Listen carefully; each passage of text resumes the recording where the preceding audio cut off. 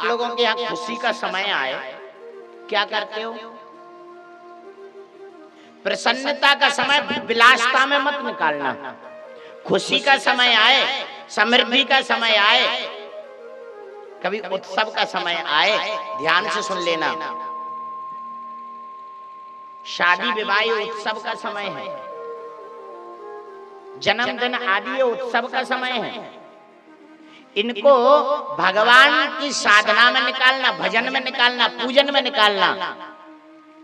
लेकिन मैं तो कई लोगों को जानता हूं कि शादी का समय आ जाए, उत्सव का समय आ जाए, कोई त्योहार आ जाए अच्छा सा, तो लोग शराब पीकर निकालते हैं।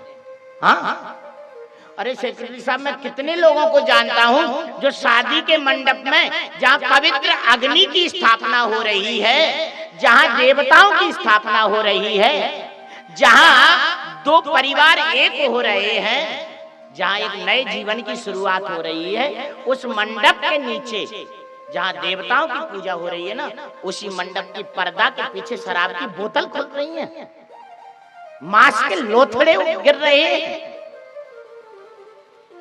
क्या तुम धार्मिक कार्य करने बैठे हो?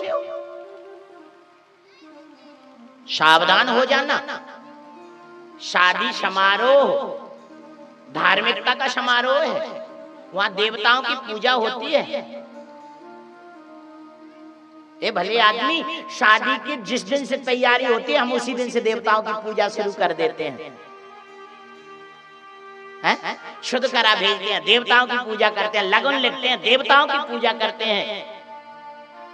स्वयं जिस बालिका की शादी होती है, वो बालिका देवी की पूजा करती है।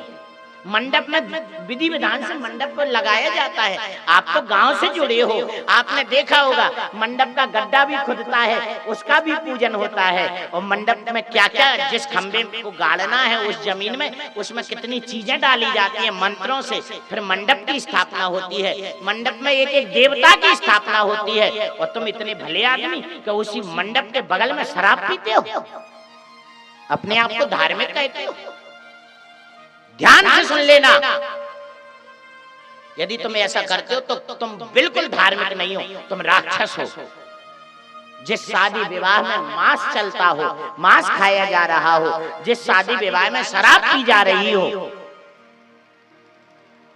वो शादी धार्मिक समारोह होगा क्या? वहां आने वाले देवता भी दुखी हो जाएंगे, मैं कैसे राक्षसों के बीच में आ गया। वहां तेरे कुल के पितर नाराज हो जाएंगे। और एक बात ध्यान से सुन लेना, आप समाज के बुजुर्ग हैं, आप समाज के समझदार हो, आपका बहुत बड़ा दायित्व है समाज को संभालना। बुजुर्ग का कर्तव्य समाज को संभाल के चले। यदि वो समाज के लिए नहीं जी रहा है तो ध्यान रखना, ये प्रकृति छोड़ेगी नहीं तुम्हें। तुम्हारा कर्तव्य, तुम बूढ़े हो, समाज तुमको प्रणाम करती है, तुम्हारा कर्तव्य सत्य के लिए खड़े होना। जो गलत हो रहा हो उसके लिए बोलिए ये गलत है, उचित नहीं है ये करना। भले माने कोई तुम्हारी न माने, पर बुजुर्ग का कर्तव्य बोलना। तुम भी जब शराब की बोतल लेकर खड़े हो जाते हो, लज्जित हो जाती है समाज। उत्सव का समय भगवान की पूजा का समय है।